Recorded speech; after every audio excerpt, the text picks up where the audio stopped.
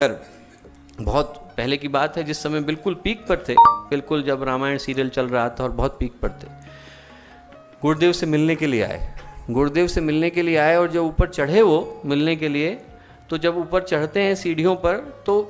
एक बार गए, वापस लौट करके आ गए, फिर दोबारा चढ़े, फिर वापस लौट करके आ गए। तो लोगों ने कहा साहब यहीं गुरुदेव आगे की तरफ है। बोले साहब मैं जानता हूँ गुरुदेव वहाँ है, प्रकाश इतना निकल रहा है कि देख नहीं पा रहा हूँ, थोड़ा वापस निकल करके आना पड़ रहा है। जिस कक्ष में गुरुदेव बैठा करते थे दोस्तों, इतना प्रकाश निकला करता था, और यदि आप उन सीढ़ियों से चढ़ें जहाँ पे गुरुदेव ऊपर कक्ष में रहते थे, तो ऐसा लगता था कोई चुंबक खींच रहा हो। और यदि आप उसी कक्ष में खड़े हो जाएं जिस कक्ष में गुरुदेव खड़ा हुआ करते थे, तो एक गारंटी की बात है कि आपका चेहरा झुक जाएगा, आपका माथा झुक जाएगा और ऑटोमेटिकली नीचे की तरफ चले जाते थे, विचार गिर जाते थे, मन शांत हो जाता था, एकदम अंदर से पवित्रता प्रकाश आ जाती थी। रामानंद सागर, बहुत पहले की बात है, जिस समय बिल्कुल पीक पर थे, बिल्कुल जब रामायण सीरियल चल रहा था और बहुत पीक पर थे। गुरुदेव से मिलने के लिए आए, गुरुदेव से मिलने के लिए आए और जब ऊपर चढ़े वो मिलने के लिए,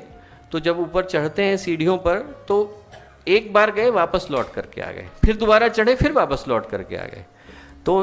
लोगों ने कहा साहब यहीं गुरुदेव आगे की तरफ है। बोले साहब मैं जानता हूँ गुरुदेव वहाँ है, प्रकाश इतना निकल रहा है कि देख नहीं पा रहा हूँ, थोड़ा वापस निकल करके आना पड़ रहा है। जिस कक्ष में गुरुदेव बैठा करते थे दोस्तों, इतना प्रकाश निकला करता था, और यदि आप उन सीढ़ियों से चढ़ें जहाँ पे गुरुदेव ऊपर कक्ष में रहते थे, तो ऐसा लगता था कोई चुंबक खींच रहा हो। और यदि आप उसी कक्ष में खड़े हो जाएं जिस कक्ष में गुरुदेव खड़ा हुआ करते थे, तो एक गारंटी की बात है कि आपका चेहरा झुक जाएगा, आपका माथा झुक जाएगा और ऑटोमेटिकली नीचे की तरफ चले जाते थे, विचार गिर जाते थे, मन शांत हो जाता था, एकदम अंदर से पवित्रता प्रकाश आ जाती थी।